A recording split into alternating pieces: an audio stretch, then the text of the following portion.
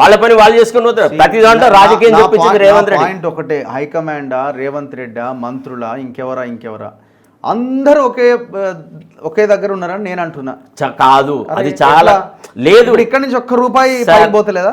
చెప్పండి సార్. నేను అనట్లేదు సార్ పోతుందా పోలేదా అంటే ఇప్పుడు అంటే భారతీయ జనతా పార్టీ కాదు ఇన్క్లూడింగ్ బీఆర్ఎస్ అండ్ బీజేపీ వాళ్ళు కూడా కలిసే పని చేస్తున్నారు అంట. మీకు ఒక విషయం నేను అదే మాట్లాడినాను. వీళ్ళందరూ దొంగలే, ఇది అంత దొంగల సముదాయమే. ఇవాళ కేటీఆర్కి ఎంత తొందరగా పనులు కాంగ్రెస్ ప్రభుత్వంలో జరుగుతాయో అంత కాంగ్రెస్ వాళ్లకు జరగవు.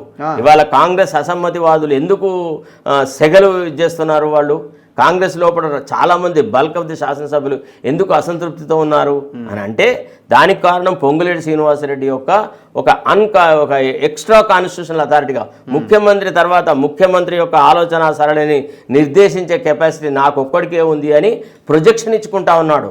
ఇవాళ సీనియర్ మంత్రులకు ఎవరికి ఫ్రీడమ్ ఉంది సార్? మీరు ఎందుకు ఎట్లా మాట్లాడతారు? అంటే మీరు చెప్తేనే విషయాలు తెలుస్తాయా అట్ట కాదు కదా.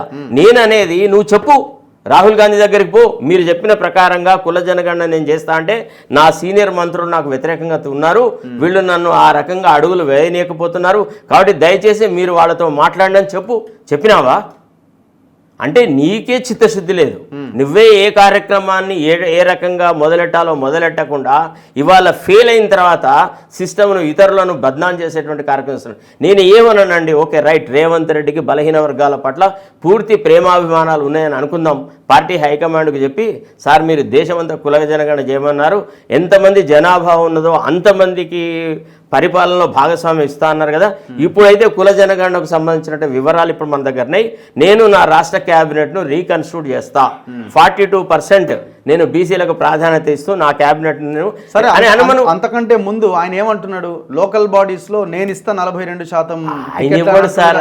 మళ్ళీ ఇది లోకల్ బాడీలో ఎంత రిజర్వేషన్ ఇవ్వాలనేది ఆల్రెడీ డిసైడెడ్. ఈయన కొత్తగా రిజర్వేషన్స్ పుట్టిస్తున్నాడు. కమిషన్ 22% అని చెప్పింది. ఒకవేళ చట్టబద్ధత రాకపోతే నేనే ఇస్తా నా పార్టీ నుంచి 42% అంటుండు కదా. మరి అంత అవసరం లేదు. మేము అనేది ఒక్కటే, ఫస్ట్ ఆఫ్ ఆల్ నీ చేతిలో ఉన్నది ఏంటిది? నీ క్యాబినెట్. ముఖ్యమంత్రి కూర్చేదే కదా క్యాబినెట్. ముఖ్యమంత్రి చెప్పు చేతుల మీద ఉంటుంది కదా. Chief minister can constitute his own cabinet కదా. ఇందిరాగాంధీకి చెన్నారెడ్డికి ఒక పెద్ద యుద్ధమే జరిగింది. ఒక ఆయన నాకు మంత్రి పదవి కావాలి, గవర్నమెంట్ అట్లా చేస్తే వినండి దయచేసి ప్లీజ్. ఇందిరాగాంధీ కంటే పవర్ఫుల్ లీడర్ తొలగించాలా? రఘు ప్లీజ్, 4 రెడ్లు ఉన్నారు. మీరు నా చెప్పేది వినాలా? ఇందిరాగాంధీ కంటే బలమైన నాయకత్వం ఈనాడు కాంగ్రెస్ లో ఢిల్లీలో లేదు. ఇందిరాగాంధీ లాంటి వ్యక్తినే డాక్టర్ చెన్నారెడ్డి గారు తనకు నచ్చని తన మాటలతో పూర్తిగా వ్యతిరేకించే వ్యక్తిని క్యాబినెట్లో పెడతా అంటే ఒప్పుకోలేదు. No, nothing doing with him, I cannot function. ఒకవేళ అతన్ని పెట్టాలనుకుంటే నన్ను తొలగించండి, నన్ను పార్టీ యొక్క నియమ నిబంధనలు అమలు పరచాలనుకున్నప్పుడు నాకు నచ్చిన క్యాబినెట్ నన్ను పెట్టనివ్వండి అని అన్నాడు. ఇందిరాగాంధీ ఒప్పుకుంది ఏమని, yes, chief minister should have absolute liberty in choosing the cabinet ministers అని అన్నారు. ఇప్పుడు కూడా మీకు చెప్తున్నా వినండి, ఏందంటే ఈ వీళ్ళకు సీనియర్ నాయకులకు భయపడి వాళ్ళు ఎక్కడ తనకు ఎదురు తిరుగుతారో వాళ్ళ నుంచి తనకు ఎక్కడ ముప్పు వస్తుందని వాళ్ళు అడగకముందే వాళ్ళకు కొన్ని అవకాశాలు కల్పించి వాళ్ళని బద్నాం చేస్తాను. ఇండైరెక్ట్లీ రేవంత్ రెడ్డి చేస్తున్నటువంటి ప్రక్రియ ఏంటంటే విత్ ఇన్ ది పార్టీనే ఒక లుకలుకలు తీసుకొస్తున్నాడు. పార్టీ యొక్క ఐక్యతకి ఇవాళ గొడ్డలి పెట్టు రేవంత్ రెడ్డి, ఇతరులు కాదు తెలుసా. ఇప్పుడు ఢిల్లీకి ఎందుకు పోయినట్టు మీకు ఏమైనా ఇన్ఫర్మేషన్ ఉందా? ఎందుకు పోయింది అంటే కుల జనగణన సరిగా జరగలేదు, మళ్ళీ రీ ఎన్యూమరేషన్ చేస్తా అని అంటున్నారు. అసలు ఏం జరిగింది?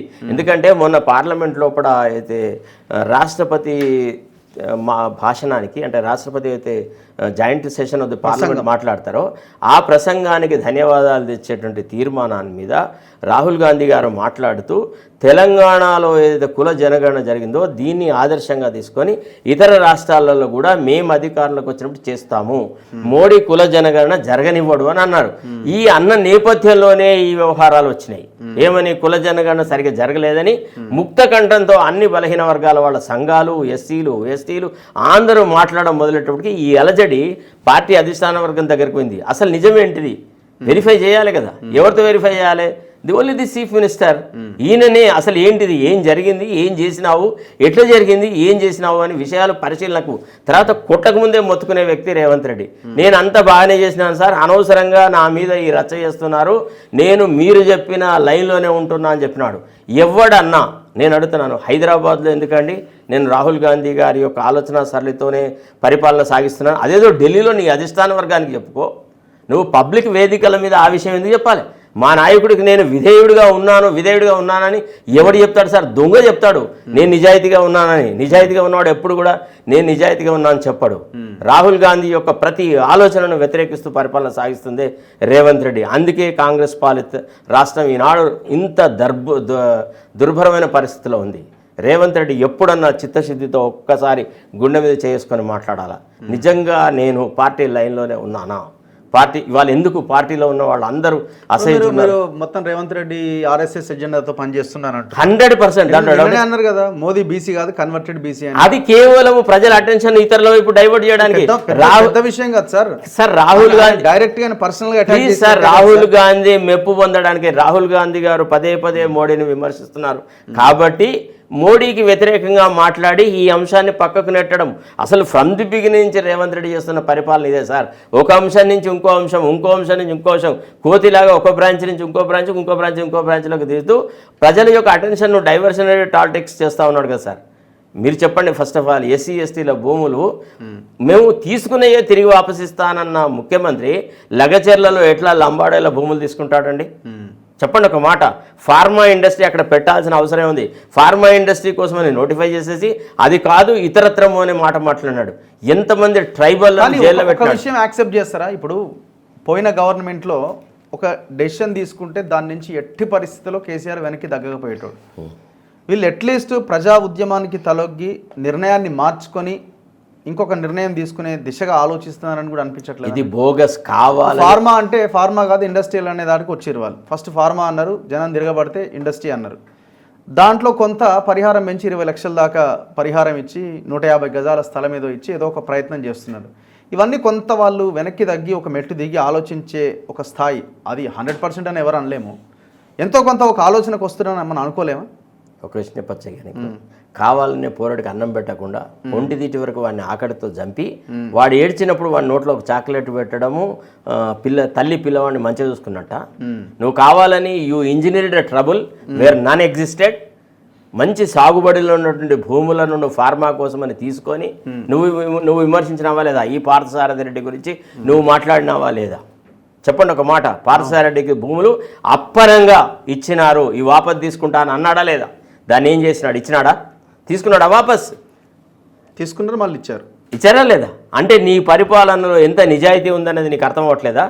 అంటే తెరచాటును అందరు దొంగలు ఒక్కటే, హమ్మామ్మే హరాద్మి నంగేహే అంటారు. ఇది అదే పాలన. అసలు రేవంత్ రెడ్డి చిత్తశుద్ధి లేని రాజకీయ నాయకుడు అనే సంగతి మీకు పరిపాలన మొదలైనప్పటి నుంచే కనబడుతుంది సార్. ఇల్లు సంగతి పందిరి చెప్తుంది అన్నట్టుగా ఆయన మంత్రివర్గ కూర్పు, ఆయన సలహాదారులను పెట్టుకున్న తీరు, తర్వాత ఇతర పార్టీలను చీలగొట్టి ఎమ్మెల్యేలను తెచ్చుకునే విధానము, ఆ తెచ్చుకునే వాళ్ళలో కూడా నిజాయితీ పనులను ఎవరు తీసుకురాలి? ఎవరైతే ప్రజల మీద దాడి చేసినారో, ప్రజా ఉద్యమాల మీద దాడి చేసినారో అట్లాంటి వాళ్ళని తీసుకొచ్చినారు. తెలంగాణ ఉద్యమానికి గొడ్డలి పెట్టేలాగా ఉన్న దానం నాగేందర్ని తీసుకొచ్చినాడు పార్టీలోకి. అది ఏ రకంగా వ్యవహారం చెప్పండి? తెలంగాణ కోసం పనిచేసిన అని వాళ్ళందరిని ఎత్తుకొచ్చిండు, మరి వీళ్ళు తీసుకురావడంలో పెద్ద గొప్ప ఏముంది సార్? ఇప్పుడు అతను కులమానమా? ఇప్పుడు అతను సరిగా పరిపాలించలేదు కాబట్టి, అతను ప్రజలను వంచినాడు కాబట్టి అతన్ని ఓడగొట్టినారు సార్. ఇప్పుడు అతన్ని ఓడగొట్టి కొత్త ప్రభుత్వం తీసుకొస్తే కొత్త ప్రభుత్వం తాలూకు కొన్నన్న ఒక మెరుగైన కార్యక్రమాలు రాష్ట్రంలో ఉండాలా వద్దా? అయ్యా ప్రభుత్వం మారింది, అబ్బా మాకు మంచి జరిగింది అని ప్రజలు ఎక్కడన్నా ఒక నిట్టూరు విడిచే అవకాశం ఉందా లేదా? ప్లీజ్ చెప్పండి నాకు ఒక మాట. ఆనాడు నీకు ఖరీఫ్ స్టార్ట్ అవుతే ఖరీఫ్లో, రబీ స్టార్ట్ అయితే రబీలో, ఇట్లా బిగినింగ్లో నీకు రైతు బంధు వచ్చేది కదా, వచ్చేదా లేదా? ఇది అబద్ధమా? ఇదైతే వాస్తవమే కదా. నువ్వు అప్పు చేసినాడా ఏం చేసినాడో సంగతి దేవుడెరిగే, కానీ రైతుల చేతిలోకి అయితే డబ్బులు వచ్చినాయా? మీరు చెప్పండి. సరే, ఇప్పుడు వాళ్ళ దగ్గర డబ్బులు ఉన్నా కూడా వేయకపోతే అప్పుడు కదా మనం అనాల్సింది. సార్ ఎందుకు డబ్బులు లేవు సార్? ఇప్పుడు ప్రభుత్వం ఏం చేస్తున్నారు? సరే పోనీ మనకి లెక్కన ఉండాలి కదా. ఇక ఫలానా డబ్బులు అటువైపు తీసుకెళ్ళిపోతున్నారు, ఇది ఖాళీ ఇక్కడ ఇవ్వలేకపోతున్నారు అని చెప్పాలి కదా మనం. వాళ్ళు అంటున్నారు పైసలు లేవు, ఏం చేయాలంటున్నారు. ఆడో 1000 కోట్లు రావడానికి ఐసిఐసిఐ బ్యాంక్ దగ్గర భూములు తనఖా పెట్టినాం, ఇంకోటి ఏదో చేస్తున్నారు. సరే డబ్బులు ఉన్నా కూడా ఇవ్వట్లేదు, ఇగో ఉన్నాయి ఇవి అటువైపు మళ్ళీ ఇస్తా ఉన్నారని మనం చెప్పగలగాలి కదా. సార్ మీకు ఒక విషయం, అంటే మీ దగ్గర లెక్క ఉందా, నా దగ్గర లెక్క ఉందా? ఈ విషయాలు మనం మాట్లాడడానికి ఇస్తాడా ఏదన్నా ఒక ఇండిపెండెంట్ ఏజెన్సీకి పరిపాలనా విధానాన్ని ఒక నెల రోజులో 2 నెలల్లో మా చేతికి ఇవ్వను? చూపెడతానికి పరిపాలన ఎట్లుంటుందో, ప్రజాపాలన, ప్రభుత్వానికి ఎన్ని సోర్సెస్ నుంచి డబ్బులు వస్తాయో అసలు మీకు ఏమైనా ఐడియా ఉందా? We know what happens. సింపుల్గా వాళ్ళు పవర్లోకి రావడానికి హామీలు ఇచ్చినారు. మరి ఆ మాటే చెప్పమని అంటే ప్రజలను వంచినారని మీరు ఒప్పుకున్నారా? పోనీ అట్లే ఉంటది మరి రాజకీయం.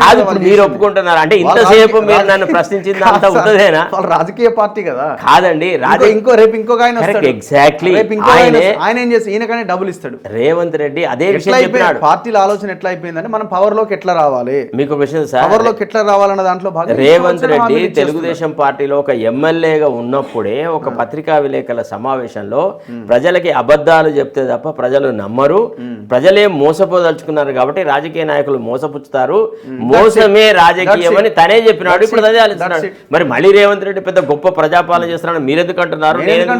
నేను అస్సలనట్లే. సో విషయం ఏంటంటే ఇప్పుడు రేవంత్ రెడ్డి మాట్లాడే మాటల్లో చిత్తశుద్ధి లేదు. కుల జనగణన కావాలనే నీరు గార్చినాడు. రేవంత్ రెడ్డికి బీసీల యొక్క ఐక్యత అన్నా, బీసీలు ఒకవేళ అధికారం కూర్చి ఎక్కడన్నా ప్రశ్నలు వేస్తారన్నా లాగులు నడుస్తున్నాయి. ఆ విషయం ఇంతకాలంగా ఎవడు కూడా ఈ ఉన్నత కులాల ఆధిపత్యాన్ని ఛాలెంజ్ చేయలే. ఇప్పుడు ఇది ఎవరికి అడ్వాంటేజ్ అవుతుంది? బీఆర్ఎస్ కా బీజేపీకా? దేనికి? ఇప్పుడు మొత్తం మీరు వ్యతిరేకత మొత్తం వచ్చేసిందని అంటున్నారు. ఎవరికి అడ్వాంటేజ్ కాదు. ఎవరు ఏ రకం ఇప్పుడు ఒక విషయం చెప్పండి సార్, సమీప భవిష్యత్తులో బీఆర్ఎస్ను ప్రజలు నమ్మరు సార్. బీఆర్ఎస్ను 9.5 సంవత్సరాలు బీఆర్ఎస్ను చూసినారు.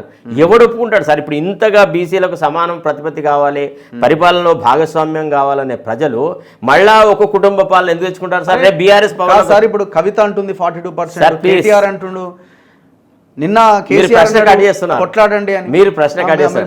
నేను చెప్పేది వినండి దయచేసి. ఇప్పుడు బీసీలు అందరూ ఐక్యమైనారు, ఎస్సీలు అందరూ ఒక రకంగా మాట్లాడుతున్నారు, కేటగరైజేషన్ జరగాలని.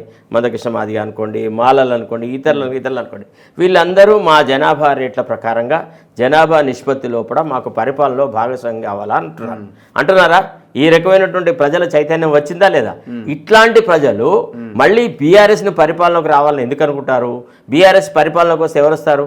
మళ్ళా గదే హరీష్ రావు వస్తాడు, గదే కేటీఆర్ వస్తాడు, గదే కేసీఆర్ వస్తాడు, గదే సంతోష్ రావు వస్తాడు.